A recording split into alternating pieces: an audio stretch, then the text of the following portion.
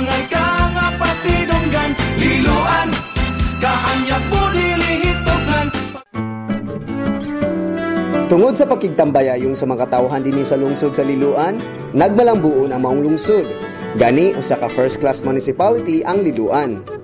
Wala usab magkuwang sa paghatag og suporta ang probinsya sa Subo sa mga proyekto nga gipatuman sa lungsod.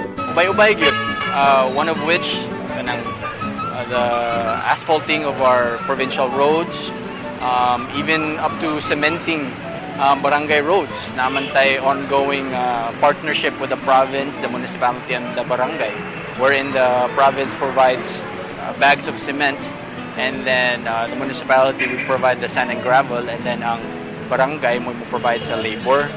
Ang ato ang project nga rin sa bagong public market, kaning Governor's Boulevard na to, ang ato ang pinalanggang gobernador, maogi nakapahimo ana. And last October 2011, nag-inaugurate tag mga classrooms ng ihatag sa province. Atong panahon na si Governor Gwen nihatag sa lungsod sa Liloan og 3.1 million pesos. Kay that day I was turning 31 years old man sad. Ang itagaan sa nga to ang lungsod og 3.1 million. And then kanang mga kanang budgeta ato sa nang ihatag na sad or ipa-implementar na sad kali sa tong lungsod. Ang lungsod sa Liloan ubos sa pagdumala ni Mayor Duke Frasco. Padayon nga naning kamot nga mapalambo pa ang maong lungsod. Ipatubo pag yun ako, ipalambo din nato atong lungsod. Ako ang biggest dream is to make Liloan a city one day. My goal is perhaps maybe 2015 or 16 qualified na ang lungsod sa Liloan nga ma-city. Usa-usab sa mga programa nga gihangop pag-ayo dinhi silang lungsod mao ang IGWEN program ni Governor Gwen Garcia.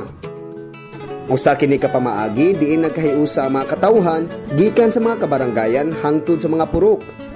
I think it's very effective and very important, the IGWEN program, because it gives us direction on how to go about providing the basic needs and services to our constituents.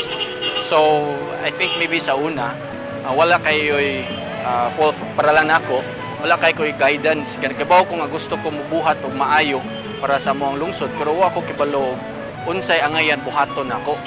And with the IGWEN program, makita gyud nato line by line, unsay kinahanglan buhaton sa lungsod, niya unsay participation sa barangay. Sa akong pagsuri-suri dinhi sa lungsod sa Liloan, dili gyud na ako malikayan nga mulingi sa mga kilid sa kadalanan sa mga kabaranggayan. Makakita ka ning mga tanaman.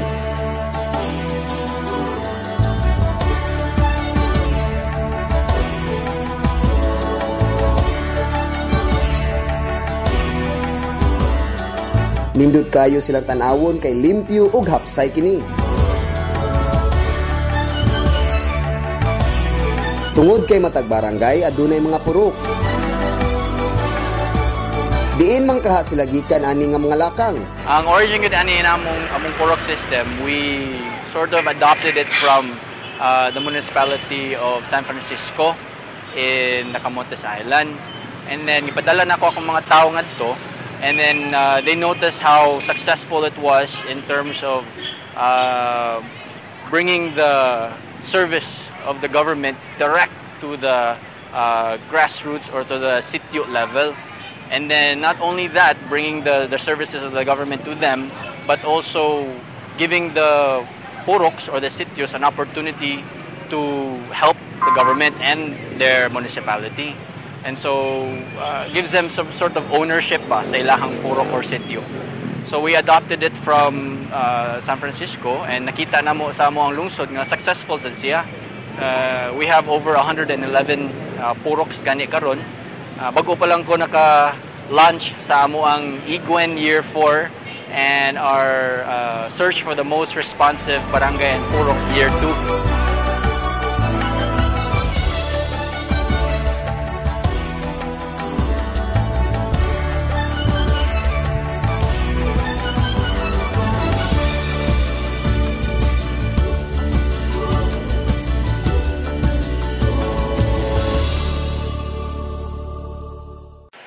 unsay nakuha ninyo aning purok system?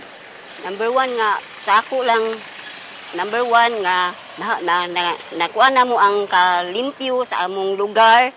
Tapos, kanang, namintinar na mo ba ang kalimpyo. Ya, tapos, sa among purok, nakuha sa na mo ang bahin sa mga pananom, among na experience nga mas maayo gid ang mananom kay duna labi na matag karon og unya na amis among purak mahalinan ni duna joy income kay sa mag-urong ramis amo nga wala lang. So ako pabor kay ko nga duna joy kanang purok alugbati nga maoy na kuan dinhi sa among lugar kay tungod nga makuha na mo nga bahin sa mga panganegosyo mangin-ana.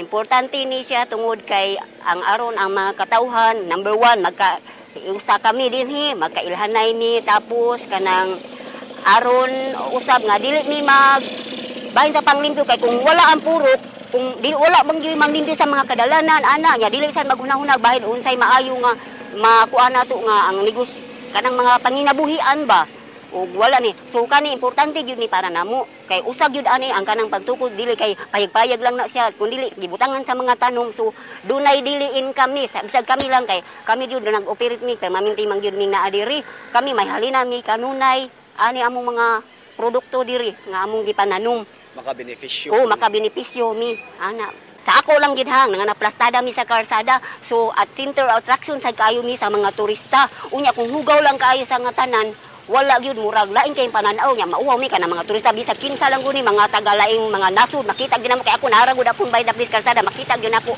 once karon nga dako na kay kausaban kay sa una hugaw pirmi once nga naa nang purok do na mami katambayo nga gusto mi man limpyo dili na mi mauwaw nga mo limpyo lang nga sama nako ako ra usa mag-ana so na nakoy katambayo yung kami sa akong mga kagrupo ba nga kami malimpyo na gikan sa among boundary hantod ngadto mangunay na gyud mi dili mi magampa-ampa kung kinsay ganahan mo kuyog na mo muna kani muna inani amo gyud maintenance kay nga karon matag karon og unya nay moagi mo ana man gyud ang mga foreigner mostly gyud sa mga foreigner mo ana sila nga wow kanindot nga ani din hindapita para namo diri dako jud kay ikatabang kay lahi ra sa wa pa gyud ang Egwin karon dako gyud sa sigon pa sa akong mga testimony.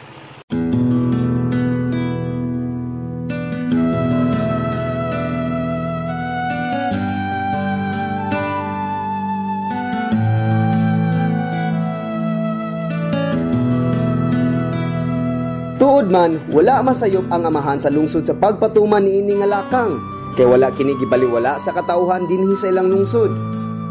Okay kayo, they're very active. Last year in terms of prices, we gave over 2.8 million in terms of prices and then gani ang top purok sa tibuok lungsod sa Liloan among ipadala nga to sa Singapore. So either end of this month or next month among ipadala and then whatever they learn gikan sa Singapore ila sang pakita sa uban nga mga purok kare sa lungsod sa Liloan.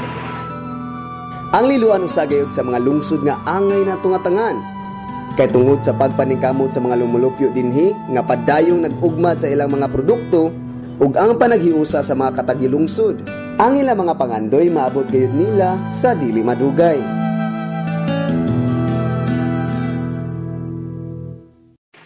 Limpyo ug lunhaw nga tugkaran.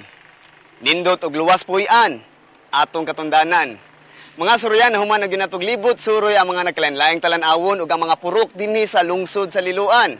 Uban ni nausab ko ninyo sa atong next adventure dinhi lang sa Suroy-Suroy Liloan.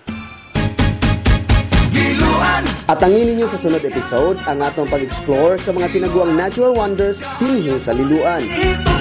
Pagpangga o pagmahal sa katawhan, Liloan pasidonggan ka, pasidonggan ka, Liloan pasidonggan ka, Liloan.